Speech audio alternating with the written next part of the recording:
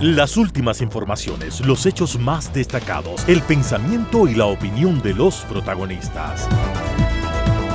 Opinión y noticia, el periodismo para todos, es posible con la independencia y ética del comunicador. En Sucesos, las noticias y las voces de quienes las hicieron o son parte de ellas. Lo del país y del mundo, política y economía, lo social y del arte, el deporte, lo que usted espera saber cada semana. Opinión y noticia, porque interpretar y hacer entender lo que sucede es la razón de ser del periodismo. Con la conducción de Félix Narváez, empezamos.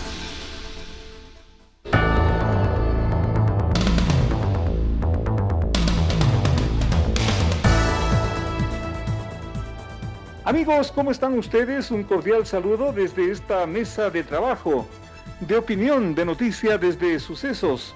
Somos la entrega semanal y en un momento de mucha expectativa, de justificada expectativa por el futuro inmediato, por el futuro de todos los ecuatorianos. Mañana a las urnas, y de eso justamente vamos a tratar con invitados, yo diría como siempre, de los mejores, con invitados de lujo. ¿Cómo se descubrieron las novedades de 236 candidatos asambleístas, novedades judiciales? Nos viene a hablar la directora de esa investigación, la periodista Mónica Almeida. ¿Qué va a pasar con el Ecuador después del domingo? El politólogo César Ulloa puede tener la respuesta, también nos va a acompañar. El constitucionalista Miguel Molina habla de frente, habla a la plena. El cambio del Consejo de Participación que prácticamente despidió a los 4 de la llamada Liga Azul, ojalá no sea un cambio por otro color, advierte nuestro entrevistado. Mientras tanto, la internacionalista Lorena Herrera también advierte que la administración Trump es un reto para el Ecuador y para Latinoamérica. De esto y más a partir de este momento. Recuerde usted que somos Sucesos, estamos en el 101.7 FM y desde cualquier parte del mundo usted nos puede sintonizar en el www.radiosucesos.fm, en el Facebook, Instagram y el sistema X, @sucesos S. Gracias por su sintonía. Aquí empezamos.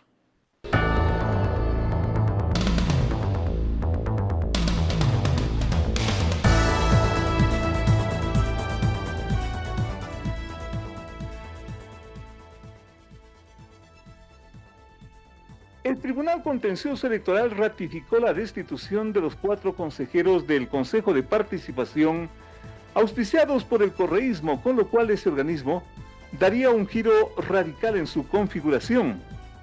Los consejeros destituidos son Augusto Verduga, Yadira Saltos, Bielka Párraga, Eduardo Francolor, todos auspiciados por la Revolución Ciudadana, partido político, lo cual está legalmente prohibido y sancionado. Ellos también pierden sus derechos políticos por 4 años y cada uno debe pagar una multa de $31.500, es lo que se ha informado oficialmente. Pero la sanción surge tras varios meses de espera.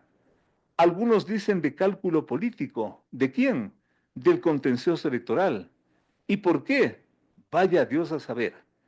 Lo cierto es que en la práctica está en juego algo que se denomina Consejo de Participación y que viene a ser la cúspide de esta nueva forma de poder que se creó en Montecristi, el poder de control. En fin, de esto vamos a hablar con el doctor Miguel Molina, quien nos honra con su presencia en esta mesa de trabajo, especialista en materia constitucional y también una personalidad con larga trayectoria en la formación de las juventudes universitarias de este país. Una vez que se cayó la llamada Liga Azul, porque esto no es ningún descubrimiento, doctor, Liga Azul denominada así porque se declararon afines a ese partido político, se supone que el país ya puede ir pensando en un consejo de participación que no sea todo el escándalo que periódicamente ha sido hasta hoy o seguimos en las mismas? ¿Cuál es su lectura de esta situación, doctor? Bienvenido. Un gran saludo para usted, Félix, y para todas las personas que nos escuchan. Bueno, respondería a su pregunta con el argumento de que quizá no se acabaron los problemas, porque los problemas son de origen. En Montecristi se creó una institución para controlar los organismos de control. Fíjese usted cómo funciona en gran parte de las democracias modernas. En gran parte de las democracias hay un proceso de selección de autoridades de control que se lleva a cabo por medio del poder legislativo, generalmente con propuesta del ejecutivo, ¿no? Mucha gente critica eso y dice, pero es que ahí pactan. Bueno, pero pactan de algún modo bajo el escrutinio público, ¿no? Es decir, si un partido propone un nombre, tiene que sostenerlo, como en Colombia, en España, en Francia, los partidos buscan algún candidato que tenga una trayectoria para que tenga votos suficientes, porque si de lo contrario se queda solo. Y si esta persona es nefasta, al menos toda la sociedad tiene que saber ese partido lo puso ahí, pactaron y lo pusieron ahí.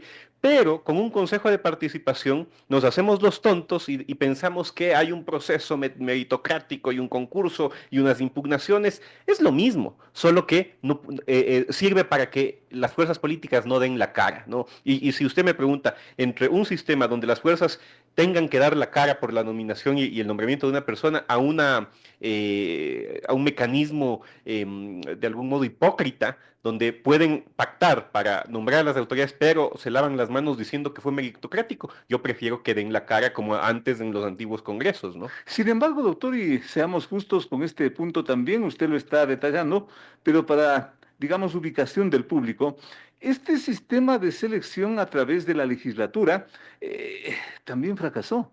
Y a esto le reemplazó este invento de Sí. Montecristi y también fracasa. Estamos sin salida. Bueno, creo que la pregunta que usted hace es crucial, ¿no? Es decir, tiene que ver con el nivel de madurez democrática que puede tener una sociedad y el nivel de madurez democrática que pueden tener los partidos. Si los partidos lo que quieren es repartirse el Estado, nunca va a funcionar. Ujú. La Constitución del 98 planteaba que se lo haga, como en gran parte del mundo, a través del Congreso, y la Constitución del 98 fracasó.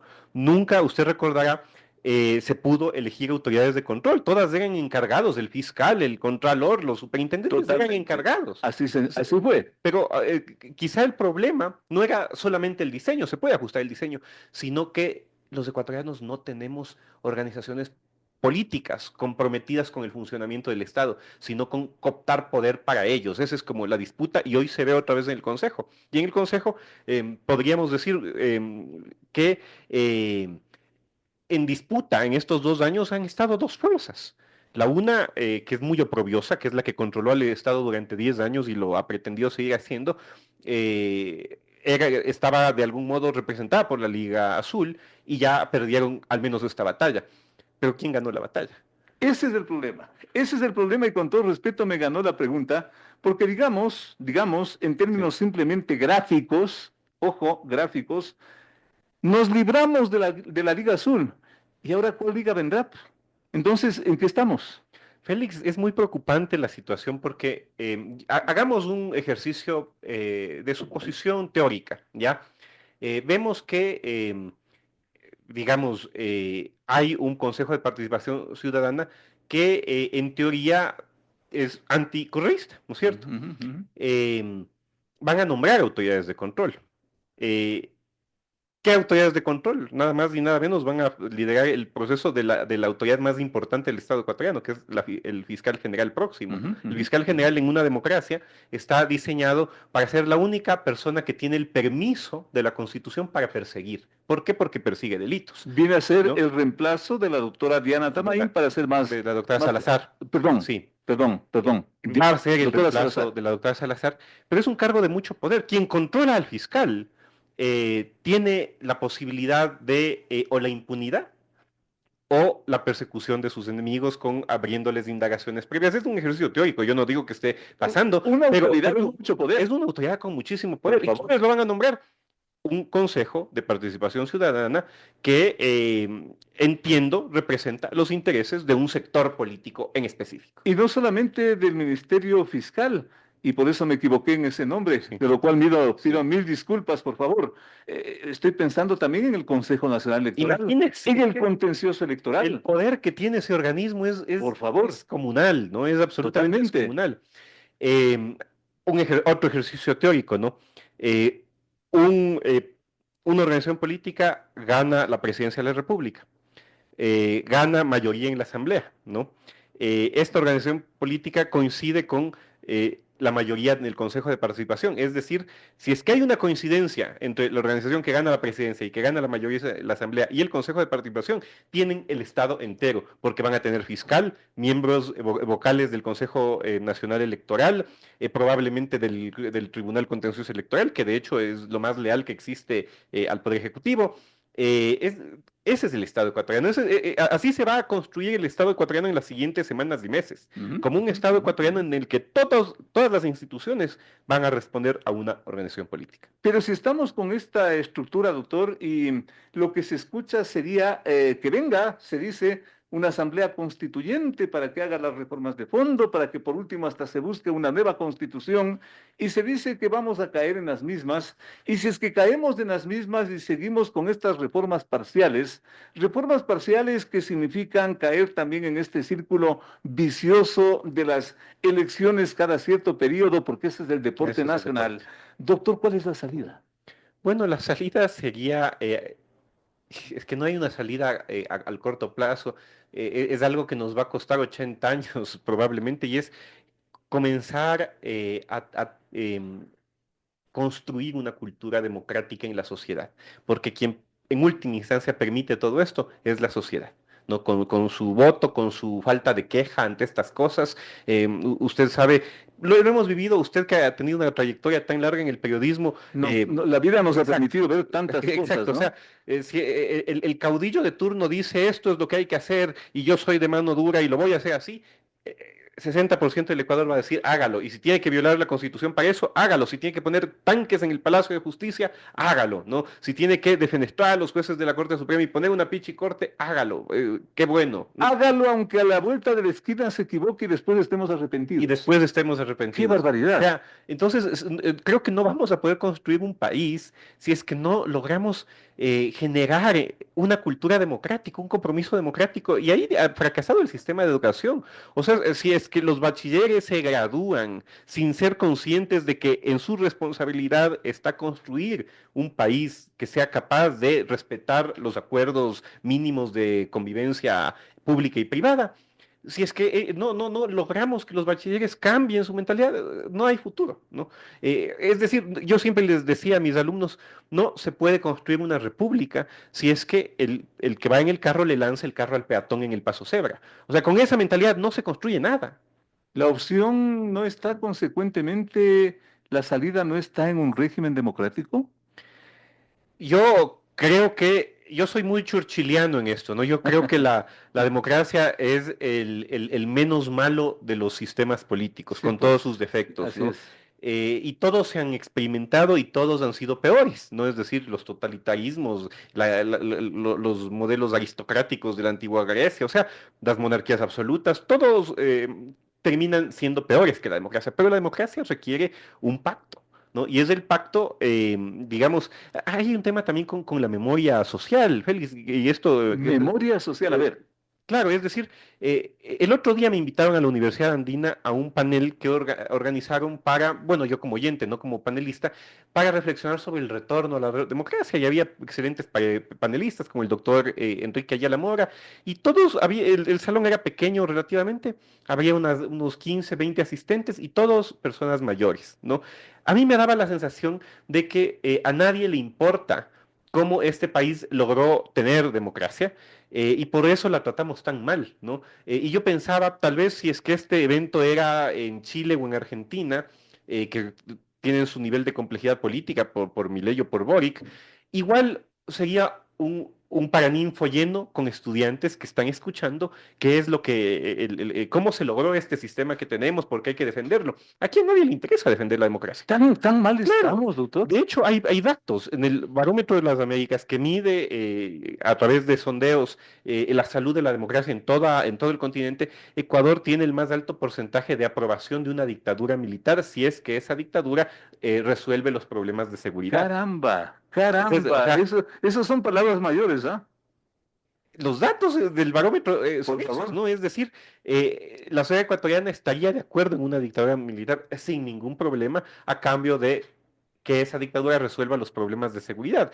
Pero esa sociedad ecuatoriana olvida que no sería un modelo nuevo. El modelo se ha aplicado en el mundo y en América Latina en muchas ocasiones y termina habiendo desaparecidos, presos políticos, torturados, porque no hay un Estado de Derecho. Solo el Estado de Derecho y la democracia permiten un nivel de digamos, independencia de la justicia para ver estas personas cometieron un delito que dice aprobado, se van presos. Pero cuando hay regímenes militares totalitarios, lo que hay es simplemente chivos expiatorios, o sea, es otra cosa, ¿no? Y a pocas horas de una decisión nueva, trascendental, se supone, de este país, casi estamos sin salida, doctor. Yo creo que, bueno, para mí ha sido una de las coyunturas más difíciles porque no logro comprender una solución, ¿no? A nuestros problemas Muy en esta difícil, elección. terrible. Entonces, más bien como lo que yo le invito a la sociedad a pensar es como lo que viene el domingo es urgente, es como lo inmediato, Y además inevitable. inevitable. Ahí no está la solución es en comenzar a construir un país, es un proyecto que nos puede durar muchas décadas, pero hagámoslo. Hagámoslo porque si no vamos a seguir así de tumbo en tumbo, de caudillo en caudillo, de constitución en constitución, cada una acomodada al caudillo de turno. O sea, Y en esa ruta, doctora, oí tal vez un poco una teoría. ¿No será que hace falta un líder? Alguien que lidere todo esto y quizás por eso muchos como que añoran el pasado y que venga el atrabiliario, el que dice aquí se hace lo que me da la gana y bravo y viva. ¿Será por eso tal vez, doctor? bueno, tengo dos ideas al respecto. La primera es que hay una ausencia profunda de líderes, ¿no? No tenemos partidos, o sea, hay unas Total. agencias publicitarias de unos que quieren tener algún carguito en la asamblea, ¿no? O sea, Y mejorar el y currículum. mejorar el currículum. No hay partidos, no hay líderes. Los líderes que hay son pocos y perniciosos porque no están comprometidos con un Estado de Derecho, sino con sus intereses privados y políticos.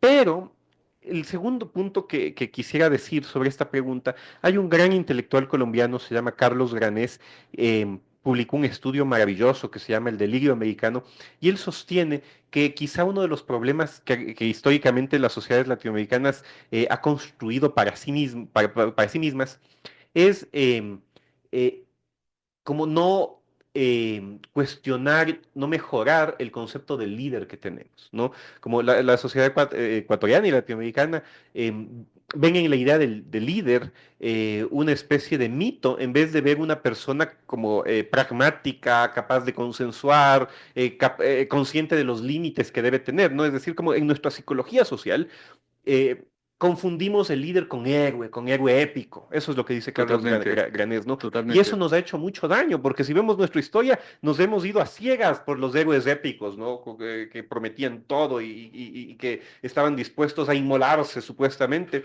Eso nos ha hecho mucho daño, eso no nos ha permitido ser una república en el sentido, o sea, lo mejor sería que la política funcione tan bien, que no nos preocupe tanto si es héroe o no es héroe, o sea, simplemente que sea un funcionario que cumple su deber y que garantice inversión privada, seguridad jurídica, que las cosas funcionen, ¿no? Que no hagamos cola en el registro civil para obtener un pasaporte, una cédula, que estos escándalos de corrupción no sean tan descomunales porque las instituciones se controlan unas a otras, la justicia sanciona, pero no sucede. Y también hay que hacerme a culpa como sociedad. Dejemos de pensar en estas épicas, ¿no? Que el con los pantalones bien puestos, con que un tipo como, digamos, de armas tomar y tal. No, pensemos que el liderazgo como que se puede construir y se debe construir. Es alguien capaz de organizar el Estado de una manera orgánica, de una manera democrática y ser leal a eso, no transgredir las normas a beneficio personal.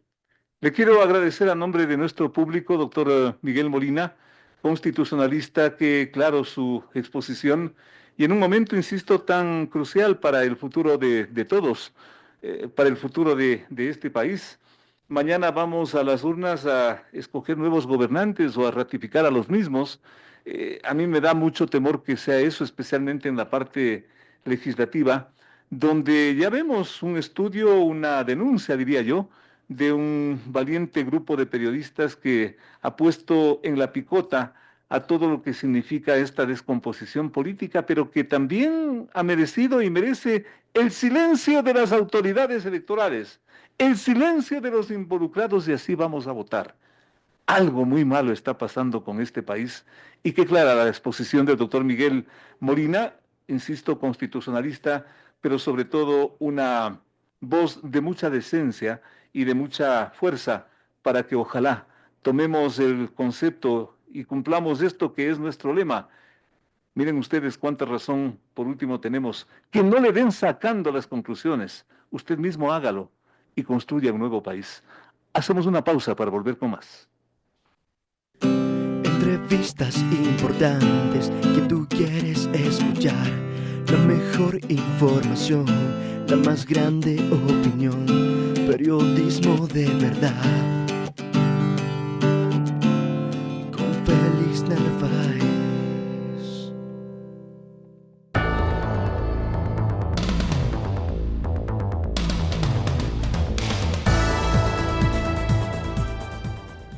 Una colección de problemas legales pesa sobre la decena de candidaturas asambleístas cuyos antecedentes fueron investigados por un grupo de periodistas coordinados por la Fundación Fundamedios. La investigación revela que 236 de los 2.089 candidatos asambleístas nacionales fueron procesados por delitos que van desde violencia intrafamiliar hasta delincuencia organizada y asesinato, pasando por venta de cargos públicos y paralización de servicios, entre otros problemas. Los partidos Revolución Ciudadana, Suma, ADN, Amigo, Reto, Social Cristiano, Unidad Popular encabezan con sus candidatos la lista de los 236 procesados penalmente. El silencio y acaso sorpresa de autoridades de control es muy notoria frente a esta grave denuncia que se está haciendo por parte, yo diría, de la prensa ecuatoriana. Y justamente quien estuvo o está al frente de toda esta investigación en la parte, digamos, de la antesala, en la parte de este trabajo periodístico, la licenciada Mónica Almeida nos honra con su presencia aquí en Sucesos. Ella es autora de 2 libros muy interesantes, muy importantes, que ya están en circulación en el país, y también es investigadora independiente. Una investigación tan compleja como esta, ¿cuánto tiempo ha llevado a la prensa, yo diría, en términos generales? Mónica, bienvenida. Muchas gracias, Félix, por la invitación, muy gustosa de estar aquí. Muy amable. Yo quisiera solo, antes que nada, hacer una precisión. Investigamos los procesos penales que tenían los candidatos, pero muchos de ellos no llegaron a ser efectivamente un proceso. Fueron denuncias que algunas fueron archivadas, muchísimas fueron archivadas. Entonces no podemos decir que los 236 han sido procesados. No, están relacionados con un problema, con un proceso penal. Pero a veces la investigación llegó solo a investigación previa y se archivó. Ahora, dicho esto, de todas maneras, yo sí quisiera contarte que lo que nosotros hicimos, nos reunimos con la Fundación Periodistas Sin Cadenas y Fundamedios y armamos un plan porque pensamos que estas elecciones de asamblea son decisivas. El Ecuador está sumido desde el año pasado en una declaratoria de guerra, de un conflicto interno armado. Hemos visto mítines en las cárceles, hemos visto una, digamos, violencia exacerbada. Entonces dijimos, los candidatos sería bueno investigar no solo la cuestión de su pago de impuestos, de sus funciones públicas, de si deben o no al fisco, de cómo se ha incrementado su patrimonio, sino que también veamos sus relaciones con los procesos penales. Solo penales, solo desde que existe el Código Penal Integral, que es desde el 2014, eso significa que hemos investigado los últimos 10 años. Y no hicimos ni juicios laborales, ni civiles, ni nada que salga fuera de ese ámbito.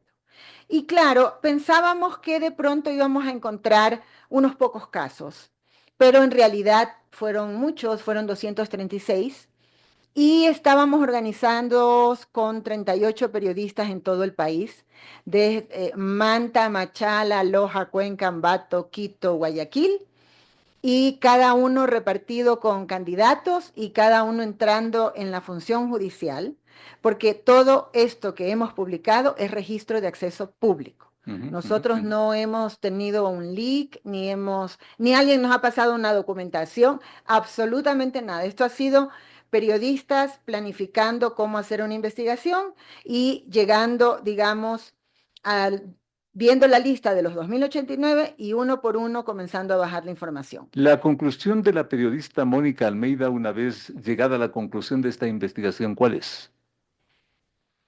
Creo que es un llamado de atención para la clase política, para los partidos políticos. Yo creo que sí es bueno que cada partido reflexione sobre la calidad de candidatos que aparecen en su papeleta. ¿Y no van a caer en este problema? Exactamente, eso sería lo mejor, sería lo más saludable para la democracia ecuatoriana.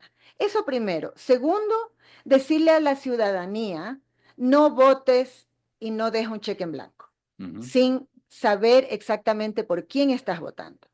Esta vez nosotros, periodistas, hemos hecho este esfuerzo. Entra a la aplicación que hemos realizado, porque es una aplicación que desarrollamos para que la gente pueda consultar. En todos los medios, son 40 a nivel nacional, chiquitos, grandes, televisión, radio, prensa, solo de redes sociales, etcétera. Todos ellos han publicado, y especialmente llamados con la app, para que la gente vaya y busque por nombre, por lista, por el partido que le gusta, por el candidato favorito, simplemente que reflexione un poco su voto. Acordémonos que mañana vamos a usar dos papeletas, la una nacional, que vamos a escoger 15, y la otra que es por circunscripción o por jurisdicción. En el caso, por ejemplo, Azuay tiene una papeleta, pero Guayas tiene 4, porque depende de donde uno vive, si es la circunscripción 1, la circunscripción 2, 3 o 4. Igual en Pichincha son 4, Manabí son 2. El voto en plancha no ayuda a escoger adecuadamente a los candidatos. Sí, pero yo creo que yo soy partidaria del voto en plancha. Yo creo que hay que fortalecer los partidos políticos, porque es bueno tomarle una rendición de cuentas al partido. Si no tenemos una digamos, explosión de personas, cada una vale por sí misma, no. Yo creo que a los partidos políticos hay que exigirles ideología, hay que exigirles principios, y hay que exigirles también, bueno, dame una buena lista por quién votar. Pero si tú me quieres convencer. O sea, no me pongas en esta situación en que yo, o sea, tengo que votar por gente con la que no estoy de acuerdo. Pero con el voto en plancha puedo estar beneficiando con mi voto a estas personas o a estos candidatos que son motivo de la denuncia. Podría ser, yo creo que cada votante debe escoger de acuerdo a la lista con la que, digamos, más cercana puede estar.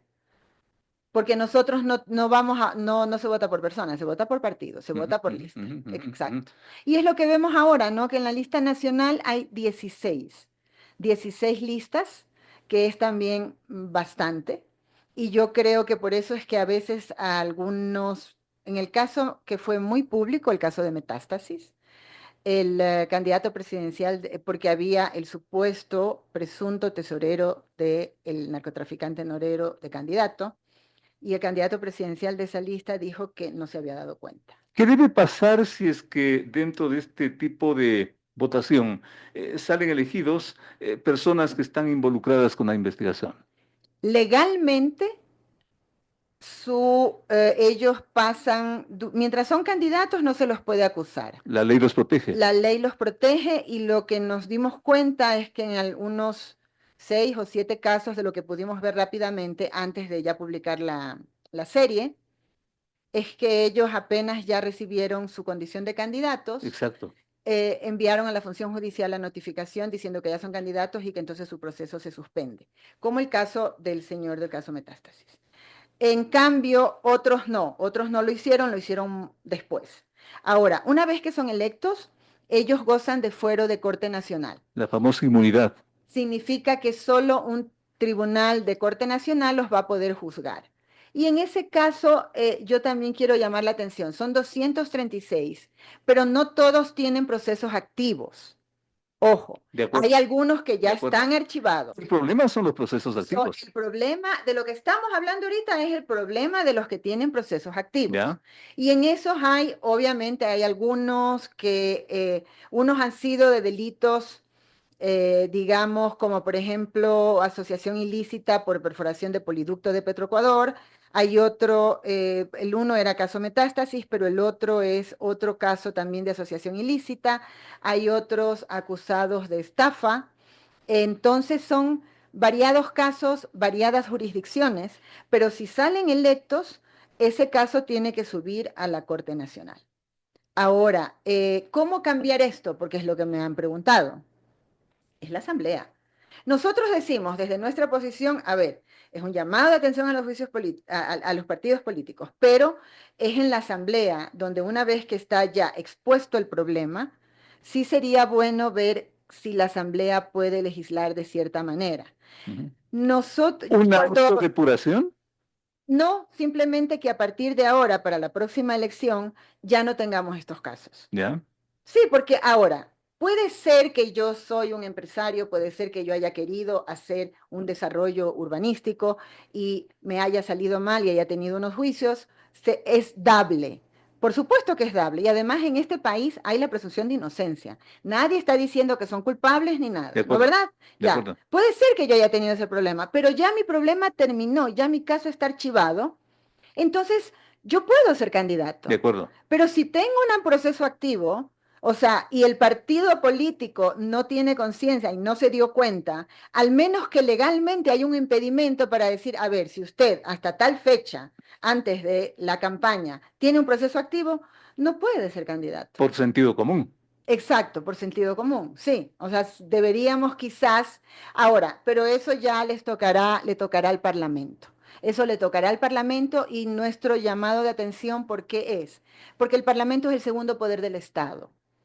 Estamos en Ecuador, un régimen constitucionalista, el presidente puede hacer muchas cosas, tiene, digamos, la potestad de hacer muchas cosas. ¿Quién lo fiscaliza? Es la Asamblea. De acuerdo. Y fiscaliza el resto de poderes del Estado. Entonces, por eso necesitamos mejorar nuestra clase política, para que la gente que esté sentada en esa curul verdaderamente nos represente y defienda también, digamos, la institucionalidad del país. Esto es hecho por periodistas, no es hecho por influencers. No. Y Félix, te confieso, yo no estoy en redes sociales. No estoy en redes sociales y me he quedado impresionada de algunas personas que sí están en las redes y que han puesto nuestro contenido de una manera, o sea, tan chévere que la gente lo entiende. Pero, claro, nosotros lo que hicimos fue, bueno, vamos a hacer esto, empezamos a llamar a gente, todos nos aceptaron, todos dijeron, sí, sí, vamos. El 14 de diciembre, un sábado, hicimos una capacitación en 3 segmentos para que los que puedan se unan, los unos a las 10 de la mañana, los otros al mediodía, los otros en la tarde. Hicimos la capacitación, dijimos, vamos a hacer así, vamos a hacer estas matrices porque son bases de datos.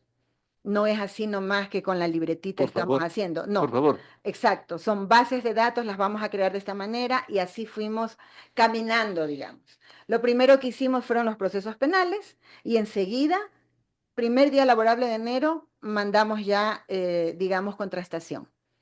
Señor fulanito, usted aparece con estos procesos, denos su versión, estamos haciendo un trabajo, etcétera, etcétera, etcétera. En algunos casos nos mandaron enseguida el abogado que nos responda, y en otros casos nunca nos respondieron. Pero cuando hicimos la alianza con los 40 medios, lo que les dijimos también es, De pronto el 6 de enero o el 7 de enero te llegó un correo, una llamada de alguien que tú no conoces y tú eres candidato de Cotopaxi. Entonces, de pronto, si algún medio local de Cotopaxi lo llama, De sí acuerdo. le va a dar la versión. Totalmente. Entonces, estamos unidos todos en un chat, cosa que si la persona de Morona Santiago, de Cotopaxi o de Manabí obtiene una reacción, nos la manda para que todos añadamos a la nota esa versión, por ejemplo.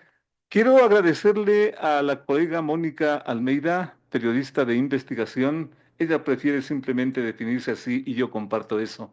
Porque ser periodista de investigación es decir mucho, mucho sobre todo en este país. Agradecerle por este detalle que nos ha dado frente a esto que también es una demostración de lo que puede el periodismo, de lo que siempre ha sido y de lo que siempre será y lo que le diferencia con este trabajo, entre comillas, de las famosas redes sociales. Y yo le hice esa pregunta en la parte final a Mónica sobre los influencers. Esa es la diferencia entre el periodista y el influencer. Saque usted sus conclusiones y sobre todo en momentos tan especiales como estos, a pocas horas de las elecciones. Mónica, felicitaciones. Hasta la próxima. Muchas gracias, Félix, y muchas gracias a Telesucesos por haberme invitado. Volvemos con más en un momento. Llegó el fin de semana y tú te puedes informar con periodismo independiente, el que le gusta a nuestra gente es opinión.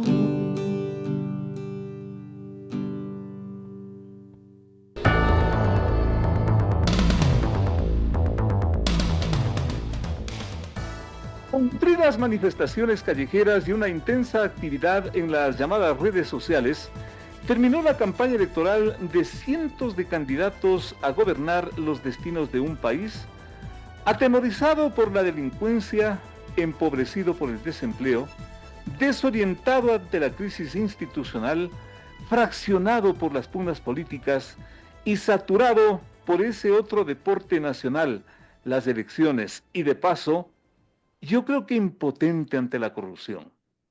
Solo la dolarización, por poner un ejemplo, se mantiene al final del túnel como la luz que da cierta esperanza para seguir chapoteando en el mar de la informalidad y del desempleo que lacera la economía de la gente común. Aunque por declaradas razones ideológicas, ya que mencionábamos este tema de la dolarización, también con cierto riesgo por ese fantasma que inclusive habla de una salida ordenada de ese sistema. Pero en materia política realmente hay mil preguntas y por eso la presencia de uno de los principales politólogos de este país, en un momento crucial, a pocas horas de ir a las elecciones, el doctor César Ulloa honra esta mesa de trabajo con su presencia.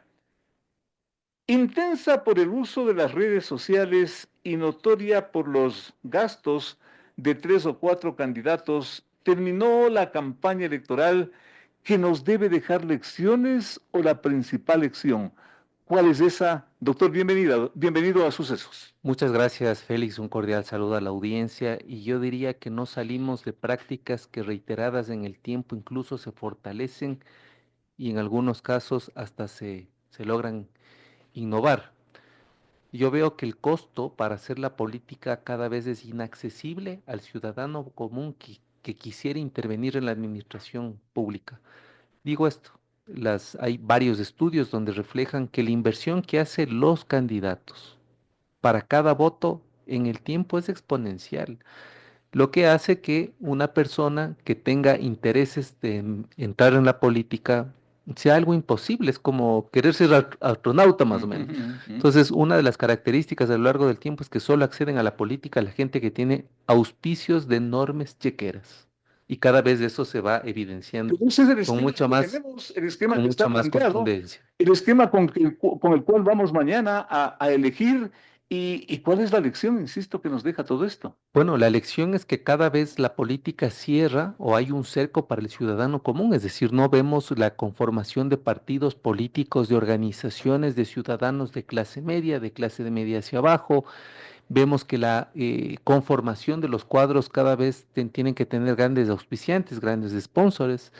La segunda es que en toda elección, en todo tiempo está este fantasma del fraude. Todos hablan de fraude. Es decir, no hay una elección desde que yo tengo uso de memoria Sí, señor, tiene que toda la todos han razón. hablado de fraude. Y simultáneamente la autoridad de turno, cualquiera sea, mentira. La Esto es tercera, más transparente que esto no existe en el planeta Tierra. la tercera característica es que en ninguna elección hasta el día de hoy, desde el retorno a la transición a la democracia en el 79, hay control en el uso de los recursos de las campañas. En ninguna se controla. Incluso un año antes ya tenemos una pre-campaña.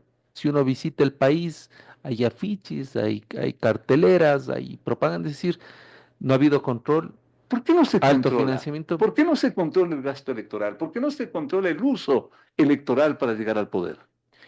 Porque la composición, lamentablemente, del rector de la democracia, quiera si o no, viene por auspicios de fuerzas políticas, aun cuando la elección de ahora está dada por el Consejo de Participación Ciudadana y Control Social. Es decir, no, no deja de estar contaminado por ciertos intereses. Entonces, Los no hay, controles son jueces y parte. sí, indudablemente.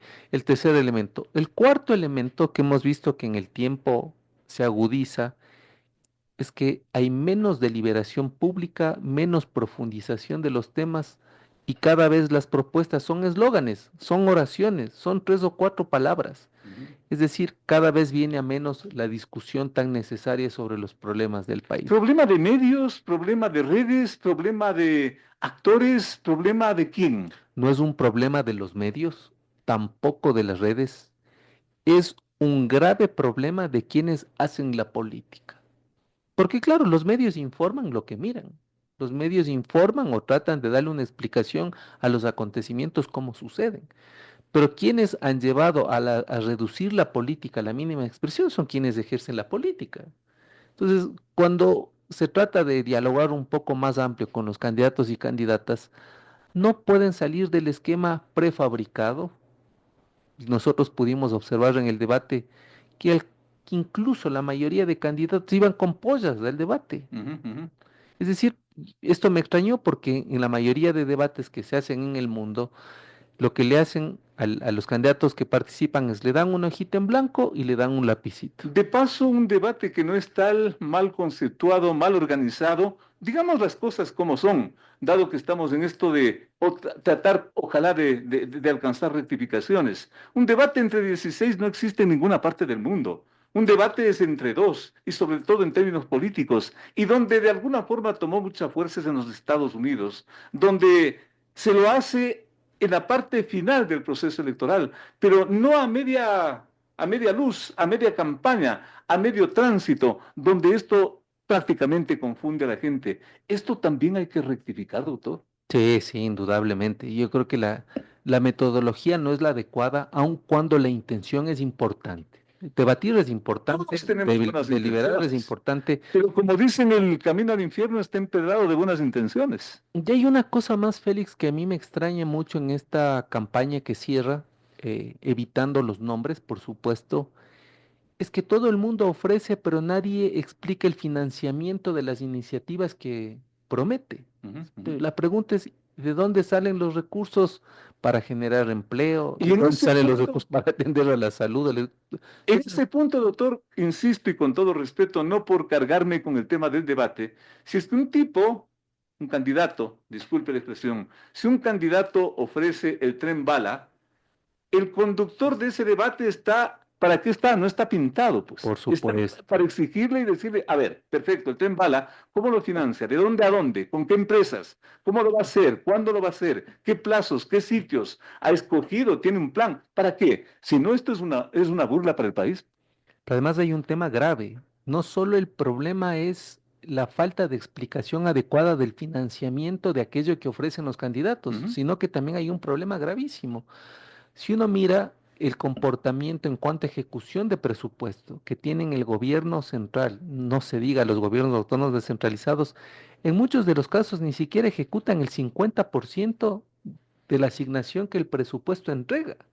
Y luego piden hasta más recursos cuando ni siquiera ejecutan lo que tienen. Dicho en palabras simples, este punto crucial, ¿qué significa que los gobiernos seccionales, teniendo dinero, teniendo la asignación, no lo utilizan? Mire, un ejemplo concreto es la vergüenza que siendo ecuatorianos y ecuatorianas hasta el día de hoy, en ninguna playa, en ningún balneario, usted tiene agua potable, alcantarillado.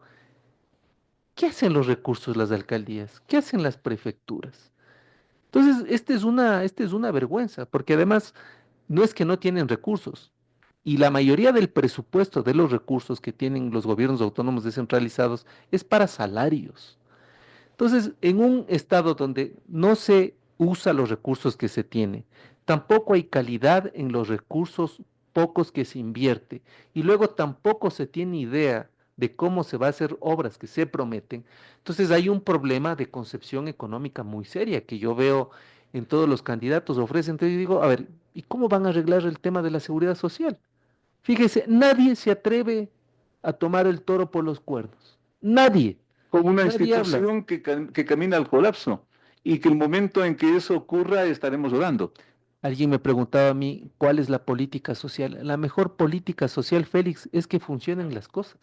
Es decir, que funcionen los hospitales, que haya atención adecuada, que sea oportuna, que exista medicamentos, que haya médicos especialistas para los distintos tratamientos.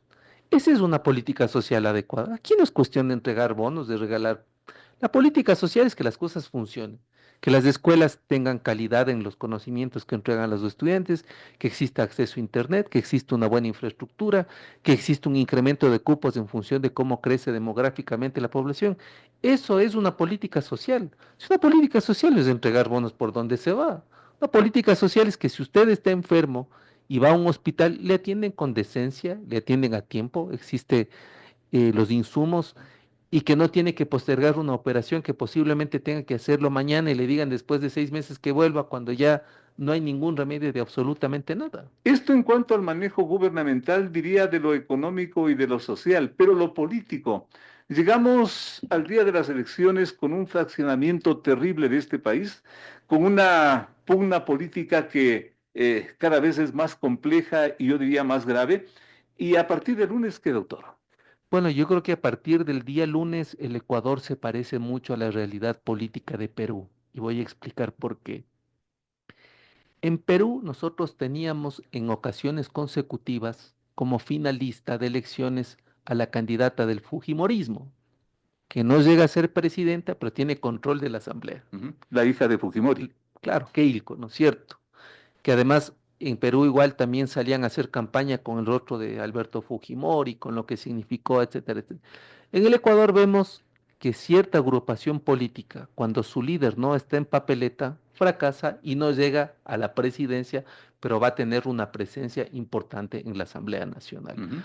¿Qué quiero decir con esto? Muy parecido al momento actual. Muy parecido, yo digo, esta fuerza política es muy parecida al Fujimorismo, ¿no? Porque luego además el Fujimorismo se encargó de tratar de salvar todos los juicios que tenía. ¿Qué va a pasar en ese punto?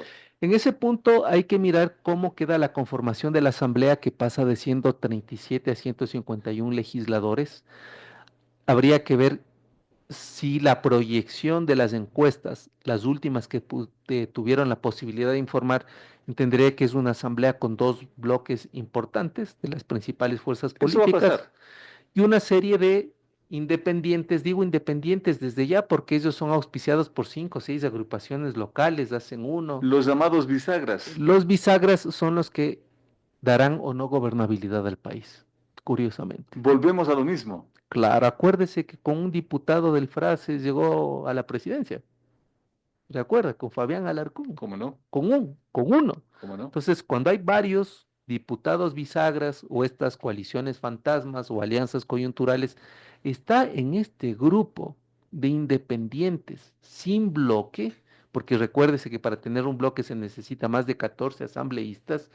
Estos serán los que se agrupen en un bloque y que condicionen la gobernabilidad al Ejecutivo o que determinen la aprobación de leyes en que posiblemente sea de interés para las dos organizaciones políticas, Luego de ¿no? la muerte cruzada, como que hubo un matrimonio entre socialcristianos y correístas, y esto le permitió, le dio cierta gobernabilidad, al menos por unos días, diría yo, por unas semanas, al país, pero explotó el caso del ex vicepresidente y la situación terminó en una ruptura.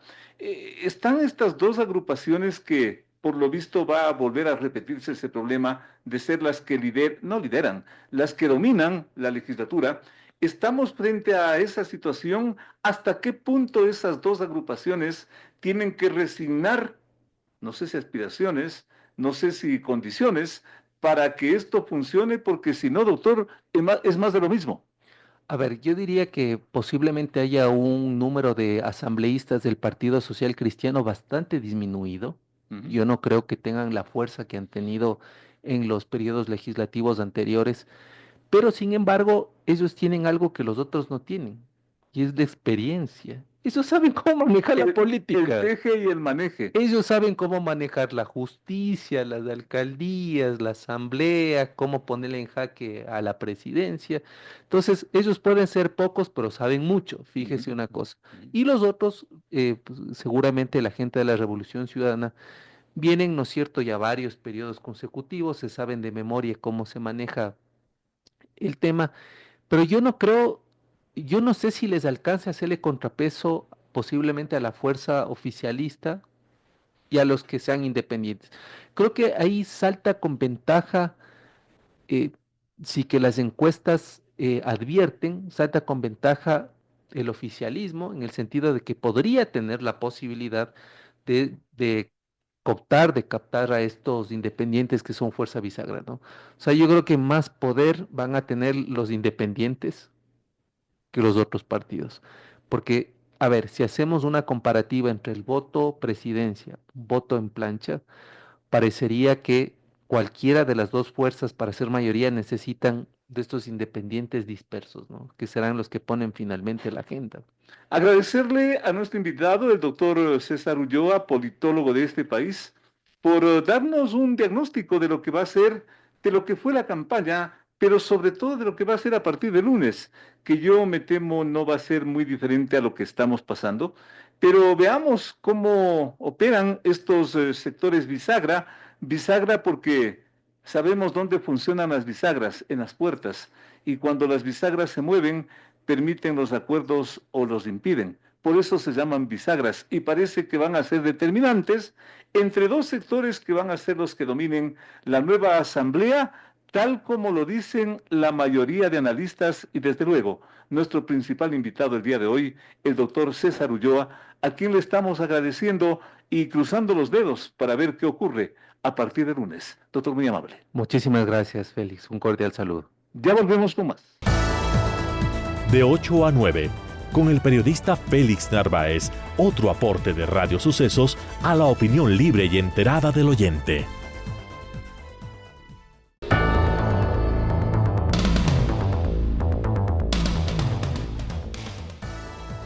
La arremetida contra la problemática migratoria encabeza los cambios radicales que el nuevo presidente de los Estados Unidos, Donald Trump, ofreció en campaña y por lo visto se propone ejecutar desde el primer día de su gestión. La llamada reconquista del Canal de Panamá, la censura a la llamada identidad de género, la suspensión del financiamiento a organismos internacionales, son elementos que están dando señales aparentemente muy complicadas de lo que está pasando desde la Casa Blanca. A ese número hay que sumar unos 11 millones de migrantes indocumentados, asentados en California, Texas, Nueva York, Illinois y la Florida especialmente. Estados Unidos, primero, es la reiterada proclama del nuevo gobernante al ejecutar su política de ley y orden contra lo que significa cualquier cosa que esté en contra de eso. En fin, ¿para qué repetir con todo respeto lo que ya es de dominio público? Pero ¿qué está pasando a partir de este momento y qué puede pasar con esa política y el futuro inmediato del Ecuador que en pocas horas se supone tiene nuevos gobernantes. La doctora Lorena Herrera, internacionalista, docente de la Universidad Pontificia Católica de este país, está acompañándonos, nos honra con su presencia para, desde su punto de vista analítico del mundo, darnos una visión de lo que puede pasar con el señor Trump y de lo que puede pasar con su política para el Ecuador, reitero.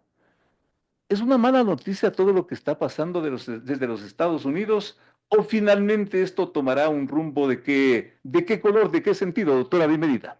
Bueno, muchas gracias, Félix, por su gentil invitación. Para mí siempre es un honor y un saludo muy cordial a toda su audiencia. Antes de responder su pregunta, que creo que he hecho una excelente contextualización de lo que está ocurriendo y de esta problemática frente a la cual estamos prácticamente los países latinoamericanos respondiendo con acciones unilaterales y no multilaterales ni regionales, por cierto, es importante delimitar cuál es el escenario en el que se encuentra América Latina y el Caribe. Y el escenario es complejo, ha sido denominado por la CEPAL como la trampa del desarrollo. ¿Qué quiere decir esto, Félix? Que América Latina, desde el contexto post-pandemia, viene atravesando una serie de crisis estructurales, sistémicas, que le ha colocado a la región en un contexto de alta vulnerabilidad en diversas dimensiones de análisis. No solamente es la agenda migratoria, sino que también tenemos una convulsión social y política, una crisis de gobernabilidad. También tenemos, obviamente, unos indicadores muy alarmantes en términos de pobreza, en términos de desigualdad, pero sobre todo estas trampas del desarrollo se especifican en tres ámbitos específicos. El primero, imposibilidad de crecer. El PIB regional llegará, de acuerdo a una proyección hecha por la propia CEPAL, a 2.4% de crecimiento. Pero ¿qué es lo que va a pasar ahora con el tema de las medidas? Vemos que muchos países, por ejemplo, en el caso de México, ya se hizo un anuncio de la imposición de aranceles del 25% gradual al 50%. Y evidentemente esto se logró, por así decirlo, descartar por una conversación entre la presidenta de México, Claudia Sheinbaum, y Donald Trump. Consideraron, por así decirlo, una pausa de un mes frente al tema arancelario, pero esto no quiere decir que Donald Trump no va a avanzar, tanto de esta manera hacia México, de no conseguir sus intereses y visión de política internacional, cuanto con países que decidan no alinearse a su visión del mundo de hoy. ¿Cuál es esa visión? América primero, América grande otra vez, que ese es básicamente el lema de campaña con el cual Donald Trump llega. Los Estados Unidos grandes otra vez. Exactamente. El segundo tema, que es muy complejo para la región, es justamente esta trampa en la que venimos atravesando como América Latina y el Caribe, y tiene que ver con el tema, ya lo dije, desigualdad, debilidad en la cohesión social y sobre todo problemas para poder salir de esta situación de pobreza extrema. ¿Sabe cuántos latinoamericanos se encuentran en esa condición? 1 de cada 4 personas vive, Félix, con $6.85 al día hasta $15, es decir, la pobreza extrema se ha complejizado en América Latina y el Caribe. Y un tercer elemento, algo que ya estamos acostumbrados como latinoamericanos y sobre todo con Ecuador, que es la crisis de gobernabilidad y la debilidad institucional que tenemos para responder. Como resumen, América Latina nuevamente se encuentra frente a un contexto, ¿no es cierto?, en el cual no sabe cómo responder. Los países no están preparados ni para atender todo lo que será el desafío en términos incrementales de la cifra de deportados. Por ejemplo, en el caso de Ecuador, ya lo sabemos, las cifras dicen 32.000 ecuatorianos con órdenes de deportación desde Estados Unidos. Y se supone que para cumplir la meta tendríamos que esperar 2 años para que todas esas personas que están en situación migratoria irregular puedan retornar al país. La pregunta es, ¿cuáles son los planes, las políticas, los proyectos de retorno que tiene América Latina y el Caribe? ¿Cuál es el que tiene el Ecuador, más allá de su mandato constitucional? Y eso es un gran desafío que plantea justamente, será el planteamiento para el nuevo gobierno, van a tener que atender, porque si bien el decreto 521, suscrito recientemente por el actual presidente de la República, Daniel Noboa, dice que va a otorgar una ayuda coyuntural, por así decirlo, de 470, 75 dólares, se ha dicho por 3 meses a los ecuatorianos en condición de retorno, esto en definitiva no ayuda a paliar la grave situación que venimos transitando: debilidad, falta de empleo, debilidad institucional, falta de empleo, falta de competitividad. El Ecuador sigue con un incremento de su déficit comercial, no solo con Estados Unidos, sino con los principales destinos en materia de exportaciones. No hemos logrado, por ejemplo, incorporar tecnología al sector productivo. ¿Qué va a pasar con las medianas y pequeñas industrias? No solamente en Ecuador, sino en América Latina. Entonces, el panorama es complejo, Félix, por donde lo veamos. Aquí el tema es que no aprendemos de las lecciones. Vino el COVID, pasó lo que pasó, América Latina fue la región más golpeada, con menos 3.3% de decrecimiento en el PIB regional. ¿Y qué pasó? No hemos aprendido absolutamente nada, porque seguimos respondiendo unilateralmente. Porque en la práctica Donald Trump también está cumpliendo lo que le llevó al poder, lo que le hizo ganar los votos de su gente, ley y orden. Eso le hizo ganar y eso le puso en la presidencia. Esto no es culpa del señor Trump. Así es, hay un electorado que ha decidido y ha definido que esa es la política que debe imperar en Estados Unidos. Sabemos que desde el año 2023 hay por lo menos 1.4 millones de personas que habrían ingresado a Estados Unidos por los programas del expresidente Joe Biden, y desde esa perspectiva, sí, no solamente lo que es muy preocupante, más allá del discurso de los derechos humanos, lo que es muy preocupante es que muchas de las personas que están siendo deportadas, aparte de no respetar el debido proceso, de no tener derecho a llamar a un abogado, de privarle de la libertad de manera inmediata, ¿sí?, no tienen posibilidad alguna de salir, por así decirlo, de ese contexto y de esa situación que es grave desde toda perspectiva. Y esas personas, en definitiva, pues son las que van a retornar. Y nuevamente es justamente lo que yo estoy mencionando: cuál va a ser la política, no solamente en materia migratoria, sino en materia de empleo, en materia de inserción social, en materia de educación, en materia de programas de salud que van a implementar los países. ¿Cuál debería ser, a manera de conclusión, el principal pedido del nuevo gobernante del Ecuador, que podría ser el mismo desde la próxima semana, al señor Trump? Bueno, que tiene que haber una diferenciación entre lo que es una política de Estado y una política de gobierno. El mandato constitucional es claro, Félix, no se ha cambiado. En materia migratoria todavía siguen constando muchos de los principios, normas y derechos, por así decirlo, para las personas migrantes y sus familias. También para las personas en situación de refugio, por cierto. Entonces, hasta que no se cambie el mandato constitucional, el Estado tiene que garantizar justamente una acción efectiva en torno a estas personas. Por eso digo yo, una cosa es una política de gobierno, una acción coyuntural para apoyar a esas personas, y otra cosa es construir una política de Estado que en definitiva pueda lograr una inserción efectiva de estas personas que vienen en situación precaria. El nuevo gobierno norteamericano, un nuevo reto que toca enfrentar no solamente a Latinoamérica, sino, y desde luego, a países como este, que en cuestión de pocas horas cambian de gobierno o ratifican el mismo. Qué cosa tan impresionante estamos asistiendo a ver con todo esto. Queremos agradecerle a la doctora Lorena Herrera, internacionalista, docente de la Pontificia Universidad Católica, por esta disección que nos está haciendo de un tema tan complejo y que también está en juego en estas horas. Doctora, hasta la próxima. Muy amable. Muchas gracias, Félix. Un saludo a su audiencia nuevamente. En un momento volvemos con más. De 8 a 9, con el periodista Félix Narváez, otro aporte de Radio Sucesos a la opinión libre y enterada del oyente. Lo cierto es que la esperanza de un país en orden y ordenado,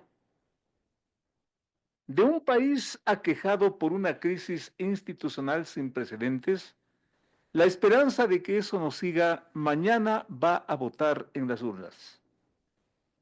Lo hará en medio de una marcada expectativa, yo diría una generalizada expectativa, por respuestas positivas que yo mucho me temo están llegando a un punto crítico, quizás a un punto culminante. Es la responsabilidad de autoridades, desde luego de la llamada clase política, yo diría de la sociedad en general, del país entero, tomar en cuenta esta situación, porque los siguientes simplemente son escenarios que nadie aspira, que nadie los desea. ¿Acaso una convulsión social? ¿Acaso una ruptura del Estado de Derecho de este llamado sistema democrático? Podrían ser los siguientes pasos si es que esta situación que no da para más continúa adelante. ¿Y por qué suena tan grave esto de no da para más? Porque miren ustedes esta investigación de los periodistas que han declarado prácticamente al mundo que más de 200 aspirantes asambleístas tienen problemas con la ley. Ya lo dijo nuestra invitada, no todos están en la condición de que, por último, no pudieron inscribirse, pero algunos sí. Algunos sí tienen problemas y utilizaron estas elecciones, utilizaron este proceso para burlar a la justicia, para tener esa protección legal, porque siendo candidatos no pueden, por último, ir a la cárcel. Eso ocurrió. Y en esas condiciones vamos a las elecciones del día de mañana. Por eso digo que podría ser una opción quizás extrema a la que estamos llegando, porque la pobreza, el desempleo, la corrupción, la inseguridad, la lista es larguísima. Esto no da para más. El día de mañana es una cita, yo diría, con el destino. Es una cita con el futuro.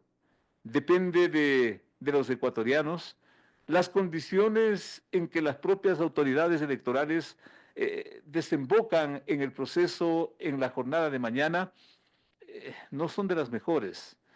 No ha habido un control debido del proceso electoral, de las campañas, en fin, ¿para qué reiterar eso que debe cambiar en un futuro?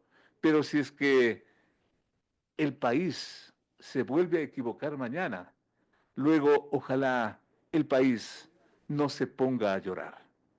Amigos, Dios mediante, hasta la próxima semana. Las opiniones vertidas en este espacio por la producción y dirección del programa son de exclusiva responsabilidad de sus autores y de quienes intervienen en ellos. Los personajes, los hechos, las noticias, todo tratado con independencia y objetividad. Otro aporte de Radio Sucesos para que usted se forme la mejor opinión.